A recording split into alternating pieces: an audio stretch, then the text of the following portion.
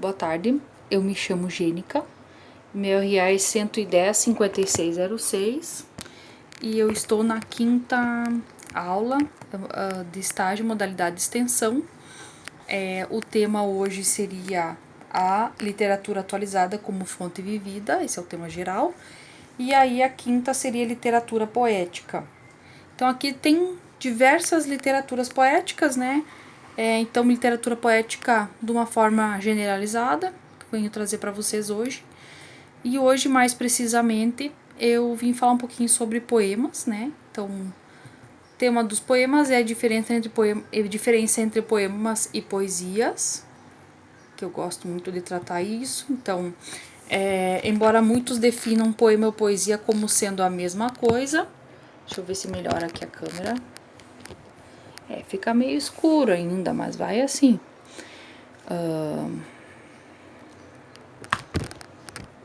Melhorou. Embora muitos definam poema e poesia como sendo a mesma coisa, ele possui conceitos diferentes. Então vamos falar um pouquinho sobre esses conceitos. Poema é um texto literário composto de versos, estrofe e por vezes rima. Então, obrigatoriamente, não são sempre todos que são rimosos, porém... Vamos tirar aqui que vai ficar melhor. Porém, tem alguns autores que seguem a risca, né? Outros não, enfim. Tem uns que são mais com visão mais, digamos, liberarista, né? São mais liberais ao praticar essa parte, e outros não, né? Então, poema é um texto literário composto por tudo isso. Já a poesia é uma manifestação artística que pode estar baseada em palavras como poema. Por exemplo, né? Assim, a poesia é um conceito mais amplo que pode envolver pinturas, esculturas, literatura, etc. Já o poema está inserido no universo literário. Então, ali a poesia pode ser descrita, contada, narrada, pode ser de vários universos, né? Visualmente falando, por exemplo, até mesmo uma novela, enfim, vai ser uma arte, no caso, né? Poesia pode ser uma arte, poema é mais considerado literário, né? Então, resumindo, poema, né? Um resumo aqui: texto literário formado por versos. Poesia, produção artística que provoca emoções. Então, no caso, tudo que tiver emoção, ele vai ser poesia. Aí, agora melhorou a luz. Então, o que é poema, né? Aqui vamos ver de acordo com o nosso texto, o que é poema. Então, vamos pegar mais um pouquinho sobre esse conceito. O poema é um gênero textual literário formado por versos, que corresponde a uma linha de poema e um conjunto de versos que é chamado estrofe. Eu, quando particularmente comecei a escrever de estrofes, que eu acho mais interessante, mas já vi textos não escritos por estrofe, escrito diferente, né? O poema pode apresentar uma estrutura fixa, como é o caso do soneto. O soneto eu acho bem interessante. Eu me lembro de um soneto que chama, não sei o autor, mas vou citar igual, o Soneto da Fidelidade. Adoro esse soneto. O poema pode apresentar uma estrutura fixa, como é o caso do soneto, né, formado por dois tercetos e dois quartetos. Isso aí, então ele pode se intercalar ou não, né, esses diferenciais, porém pode apresentar uma estrutura livre, como é o caso dos poemas modernistas. É isso que eu ia falar, mas ficou na minha boca, né, o poema modernista. Então, ele tem casos de alguns modelos de poemas modernistas que não são tão estruturadinhos assim como o poema sugere, né? Para ilustrar melhor esses exemplos, veja abaixo um poema de forma fixa e um poema de forma livre. Aí aqui tem alguns modelos, pessoal, que eu vou ler, que aqui no caso ele faz visualmente um poema ou não. Vou pausar aqui, vou mostrar para vocês e vou pausar novamente e voltar, tá?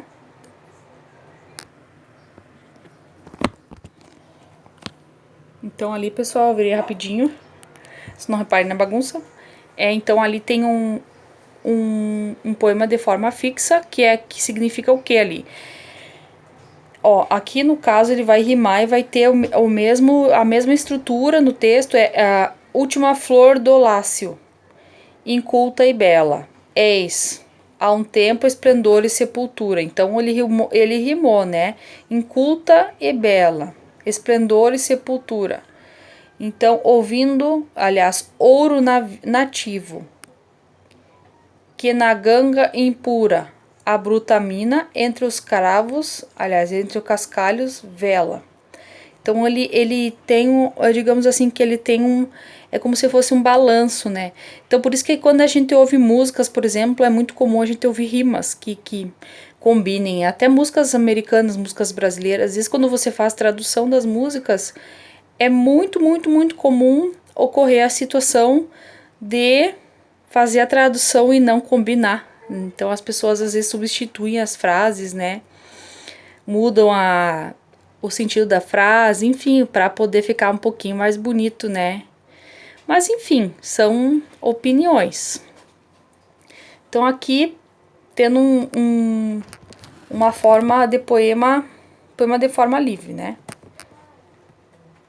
Daí aqui tem mais um exemplo, eu não vou ler todo ele, né?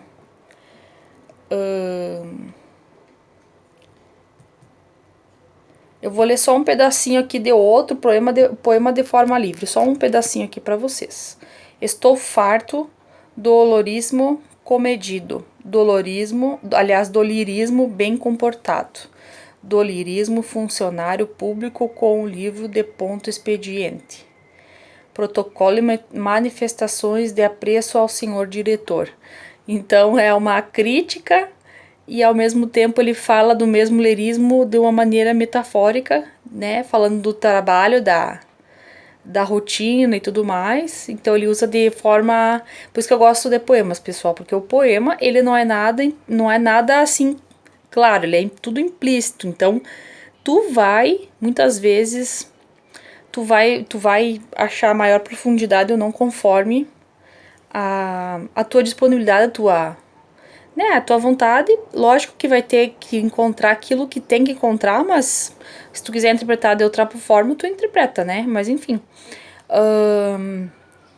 Protocolo de manifestações de apreço ao senhor diretor. Estou farto do lirismo que para e vai averiguar o dicionário a cunho vernáculo de um vocábulo. Então, tipo, aqui ele tá na minha concepção, ele tá falando do lirismo de ler, né? Que seria leirismo, né, de ler, verbo ler, mas delirismo. Nunca tinha ouvido falar desse termo, mas ele se refere a um ler obrigatório, no caso, né, se você está trabalhando, o teu diretor vai ler da tua empresa lá, e ele vai interpretar de uma maneira, e o teu leirismo, um leirismo diferente, né, digamos assim. Então aqui, vernáculo de um vocábulo, né, então só para ler, para saber um vocábulo, ou abaixo puristas, todas as palavras, sobretudo os barbarismos universais. Então o que é barbarismo? Tudo que é barbaridade, tudo que se considera errado, tudo que é universal, né, de coisa errada. Então a leitura disso, né, o leirismo sobre isso, então pode ser, por exemplo, interpretado como notícias, revistas, jornais, enfim, todas as construções, sobretudo as sintaxes de exceção. Então aqui já fala daquele português que tu lê, que ao mesmo tempo que tu vai lendo, tu vai corrigindo. Não, mas aqui não tá certo, eu concordo. Aí tu vai lendo e tu vai interpretando aquele português, ao mesmo tempo tu vai compreendendo a leitura sintática dela, mas tu vai vendo que tá certo ou não, né? Porque conforme quem produz o texto, às vezes pula, enfim. Ou até mesmo a pessoa que escreve não se deu conta ou escreveu popularmente falando, porque nós temos isso no português, né, pessoal? Que muitas vezes a gente escreve como fala, mas não como se lê. Que nós temos o vocábulo e temos... Enfim, é complexo, né? Então, todos os ritmos, sobretudo os inumeráveis. Então aí tem ritmo, aí já entra número, que é inumerável, quer dizer que existe muitos, que é infinito, inumeráveis, que ele não pode numerar no momento. Estou farto do lirismo namorador, político, raquítico, sifilítico. Então pode ser assim, para doença pode ser raquítico, pode ser pobre, por exemplo, político pode ser de cunho de qualquer política, né, do punho político, punho, enfim, ele vai ser muito amplo esse lirismo, lirismo, né, pode ser considerado também o lirismo delírico, enfim, o meu eu lírico. Então tem uma diversa gama de interpretação, né, que a gente pode classificar, agora melhorou. Então, de todo lirismo que capitula ao querer quer que seja fora de si mesmo, de resto não é lirismo. Será contabilidade tabela de cossenos, secretário do amante exemplar, com 100 modelos de cartas e diferentes maneiras de agregar. Então aqui a gente vai, né? Por aí a gente vai. Então, temos diversos tipos de literaturas, né? Dentro desse contexto. De todo lirismo que capitula ao que quer se seja, faça a si mesmo. De resto é lirismo, ou seja, o resto é todo o resto, né? Que são coisas, assuntos que não é tão contributivo para o nosso pessoal, né? Então, será a contabilidade da tabela de cossermo, secretário, amante, exemplar, que nem a gente tava falando, né? Então, vai ser só para fazer regra, né? Com 100 modelos de cartas e as diferentes maneiras de agradar e agraves, mulheres, etc. Quero antes o lirismo dos loucos, o lirismo dos bêbados, o lirismo difícil, pungente de os bêbados. É o lirismo louco, o lirismo não tão correto assim, digamos, não para uma carta ou por um, né? Até que ele fala da carta. Enfim, lirismo dos clones e do Shakespeare. Shakespeare é bom, o lirismo do Shakespeare, que daí ele tem muita coisa para agregar, né? Dos bêbados é aquele lirismo que tu lê e que tu fica pensando, né? Conforme o bêbado, enfim. O lirismo dos close e Shakespeare é a poesia, né? Também não quero saber do lirismo que não é libertação. É exatamente o que não é libertação, a que ele se refere ao termo libertação, libertar, pode ser libertar de tanta coisa, pode ser libertar da realidade, pode ser libertar de diversos contextos que você esteja, né?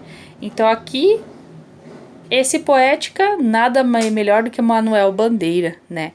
Então, Manuel Bandeira, ao meu entender, ele está presente em muitos livros pedagógicos, livros de primeiro grau, principalmente. Segundo grau, não conheço hoje como é que está, mas na minha época tinha sim Manuel Bandeira. Manuel Bandeira escrevia tanto livros normais como poesia. Acho muito contributivo o conteúdo dele. Então aqui ele tá, dependendo do conteúdo presente, ele pode ser. Daqui ele tá dando uma sugestão de alguns modelos de poemas, porque ele contextualizou o que era o poema e a poesia, né? Agora nós vamos falar sobre poemas líricos. Poema lírico possui caráter sentimental e subjetivo como sonetos. Exatamente. Que nem aquela leitura ali, ela foi um pouco lírica, né? Então, poemas dramáticos têm o objetivo de serem encenados como as farsas. Então, por exemplo, o poema dramático ele pode ser usado até mesmo como uma fala, incorporar, né? Por exemplo, quem já participei, pessoal, no primeiro grau de um concurso de poesia e poema, onde as pessoas que participavam faziam poemas gauchescos. Foi um fracasso, lógico, eu não sabia nem falar direito, né? Quase morri de vergonha, mas foi muito legal. Competi, achei que foi bem interessante. Não tinha nem noção do que eu tava fazendo, mas tudo bem. E daí tem mais os poemas épicos, que esses são muito... Nossa, ele é muito antigo, essa prática do poema épico. Ele é utilizado desde os primeiros tempos, né? São caracterizados pela presença de heróis como as epopeias. Esse já é mais complexo, né? Eu não sei nem muito descrever sobre esse, mas é uma qualidade de poemas épicos. Teria que pesquisar e me aprofundar um pouco mais. Além dessa classificação baseada nos gêneros literários, podemos encontrar outros tipos de poemas, tais como poemas satíricos, poemas eróticos e poemas sociais. Esses aí eu conheço. Os satíricos são sátiras, né? Então pode dizer, por exemplo, até de comédia, uma comédia dramática, meio desgraçada, vamos dizer assim, né? Pode ser um poema erótico, que já conheço também, e leituras que são muito bem conceituadas, que são estudadas, e poemas sociais. Poemas sociais pode ser, por exemplo, até de crítica social, pode ser da política, pode ser da religião, pode ser da maneira que as pessoas vivem, um casamento, enfim, como você quiser descrever social, né? Então, aqui tem sugestões que são poemas de amor imperdíveis e poemas para refletir sobre a consciência negra. Exato, a nossa literatura brasileira há muitos poemas sobre a reflexão da consciência negra, mas não diretamente, né? Ela tem muitos poemas intrínsecos, né? Ele está subentendido algumas palavras ao qual ele quer se dirigir a esse autor, né? A poesia, aí nós falando sobre aquele poesia mais artístico, né? A poesia é uma criação artística que pode estar relacionada à literatura, no entanto, possui uma abrangência maior que o poema. Uma obra de arte, por exemplo, possui uma poesia, né? Mas não é considerado um poema, exatamente, porque o poema ele vai ser escrito literalmente. Mas a poesia não, ela pode ser qualquer arte que você entenda, que aí aqueles sugeriram A Noite Estrelada, de Vincent van Gogh, que é um exemplo de poesia. Então, é um lindíssimo, né? É uma gravura lindíssima de Van Gogh, né? Então, isso porque representa uma criação artística produzida por alguém que provoca sensações, emoções e sentimentos no receptor. Entretanto, não utiliza a palavra como matéria-prima, que é o caso do poema, bem como eu me referi, né? Daqui eles deram alguns exemplos, além daqueles acima que a gente já leu. Então aqui eles vão trazer poesia, né? Que é sugestões e leitura, literatura, fotografia, escultura, pintura, arquitetura, arte urbana. Por exemplo, arquitetura nós podemos falar de Brasília, que nós temos lá o local onde os presidentes ficam, né? Então tem obras de arte lá que elas representam a poesia do nosso, né? Aí, por exemplo, tem uma que é virada para cima e outra para baixo, né? Então, para baixo. Então, por exemplo, isso é uma obra de arte que ela representa uma poesia, né? Então, dentro da nossa arquitetura.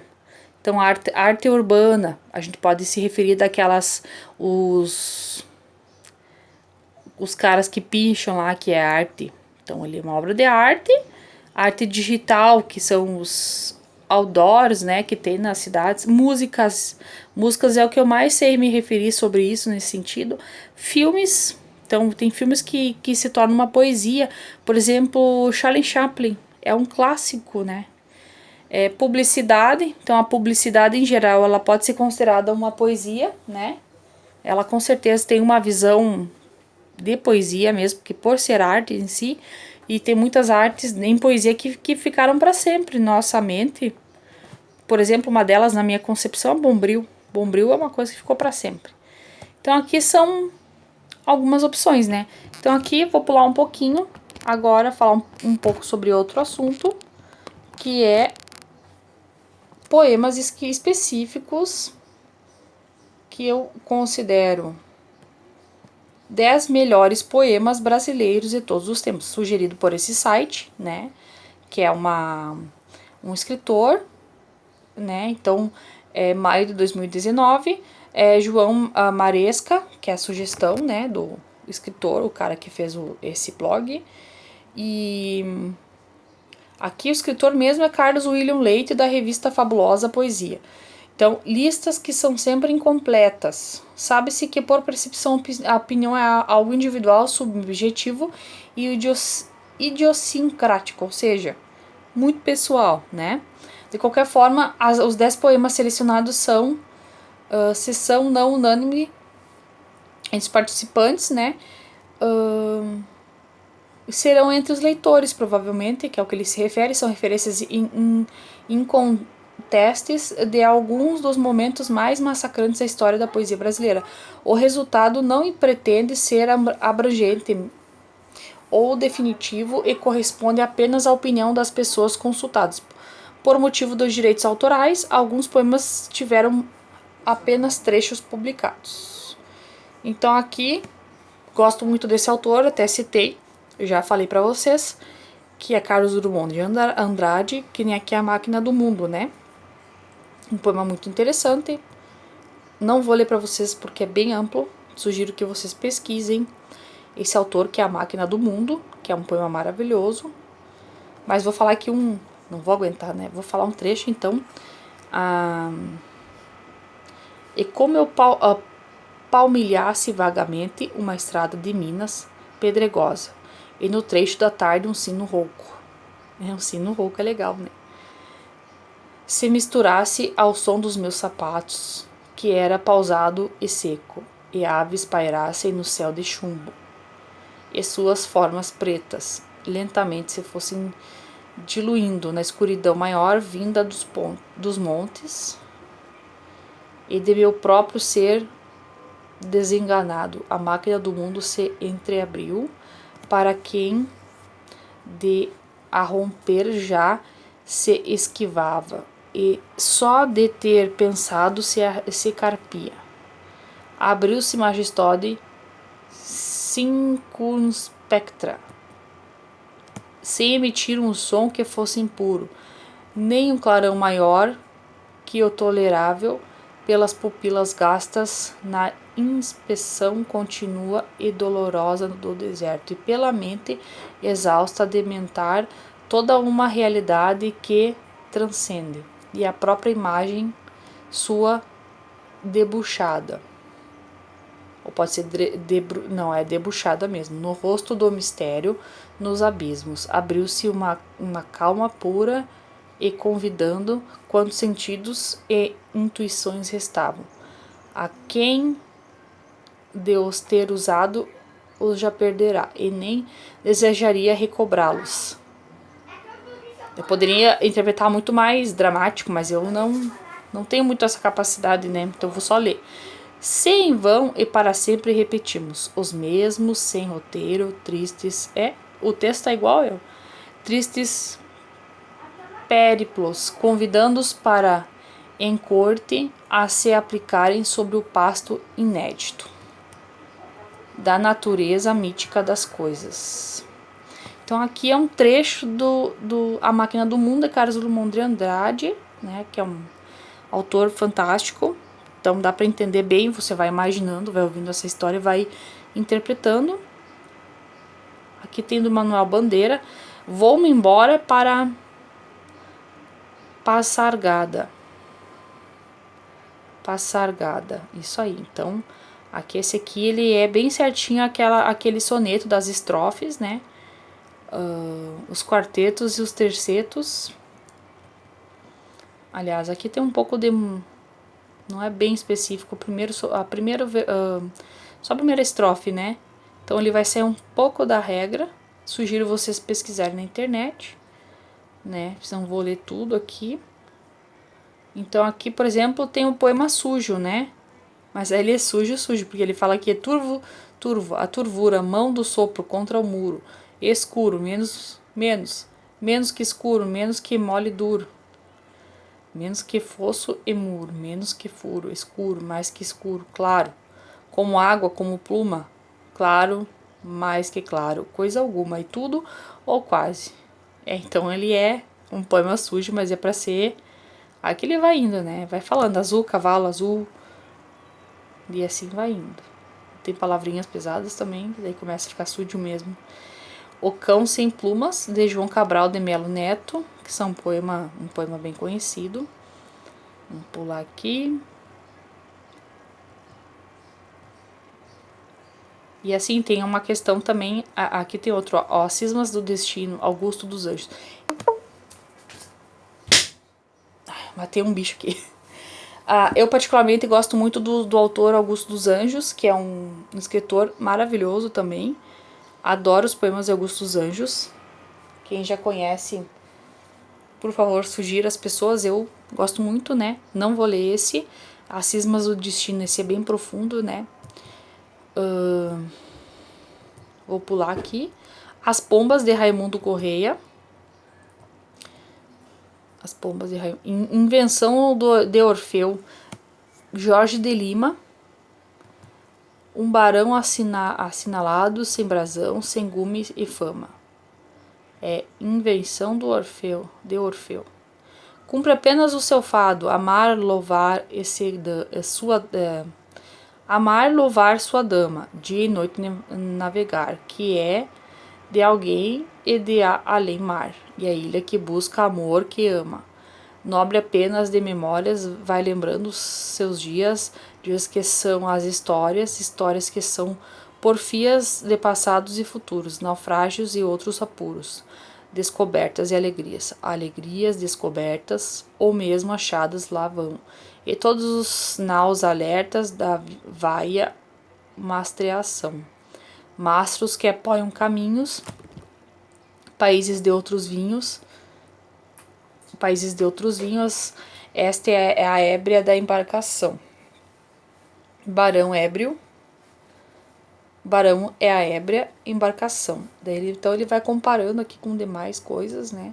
Vai falando entre mar, o céu, o chão, fala sem ser escutado. Então aqui, por exemplo, tem uma autoria ao mesmo tempo erótica, ao mesmo tempo que tu vai lendo, tu vai percebendo que ele tem uma teoria erótica e ao mesmo tempo ele fala sobre algumas coisas da natureza, a peixes, homens, aves, né?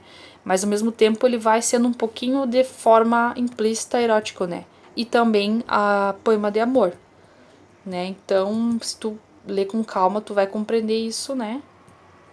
Então não vou ler muito para não. Então esse aqui é um dos últimos poemas, né, que eu achei nessa pesquisa.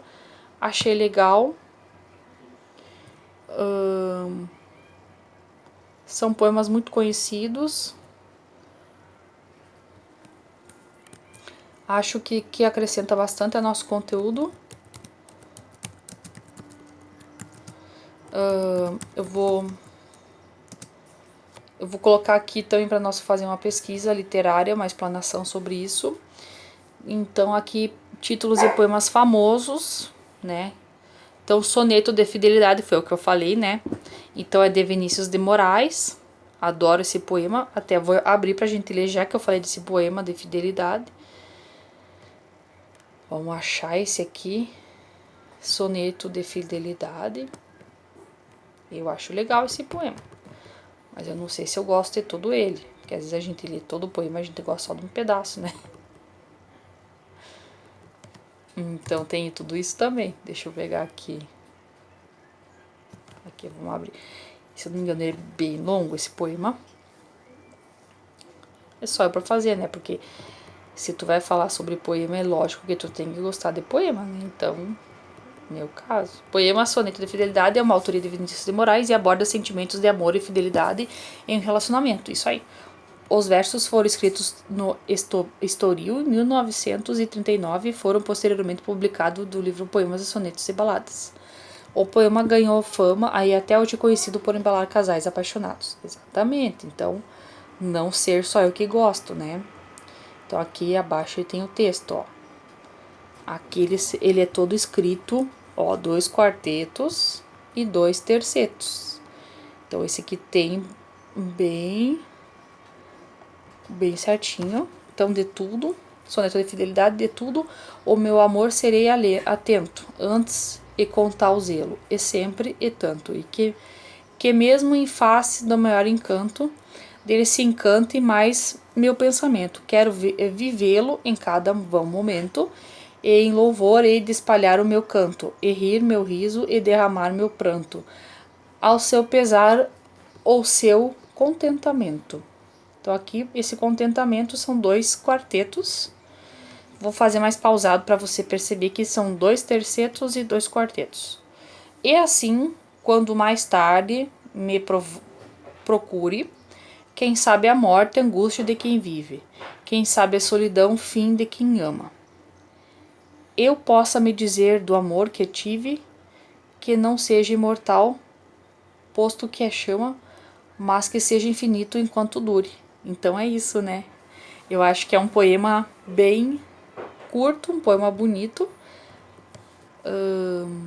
Aqui ele dá uma resumidinha, um pouco No primeiro trecho, ele se refere ao amor e ao zelo, que faz parte da atitude de cuidar de uma pessoa amada. Exatamente, cultivando o amor, né? Então, a segunda estrofe, ele vai dar um resuminho aqui. Daí lá em cima ainda fala da entrega total da pessoa amada. Depois, a segunda estrofe, ele já se refere, verifica-se a antítese da indicação de sentimentos opostos, alegria e tristeza, riso e pranto, né? Então, são palavras, uma possível interpretação que o autor revela a todos os relacionamentos e que enfrentam desafios, exatamente, há dias bons e dias maus, né? Que o amor deve prevalecer também, né? Ele fala aqui. Então, na terceira estrofe, que é terceto, né? O autor aborda o fim das coisas, revelando que a morte pode causar o fim do amor. E na quarta estrofe, que é um terceto também, ele fala que utiliza a metáfora que pode se referir ao amor, indicado que é uma chama. Uma chama que não dura para sempre. Que ela tem um princípio e um fim. Né? Que ela tem um princípio e um fim. Verifica-se o paradoxo com a utilização de palavras infinito para descrever algo que não dura para sempre. Neste caso, a fidelidade é vista como uma entrega total, né? Então é isso.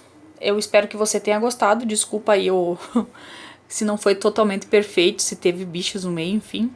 Agradeço a todos e até a próxima.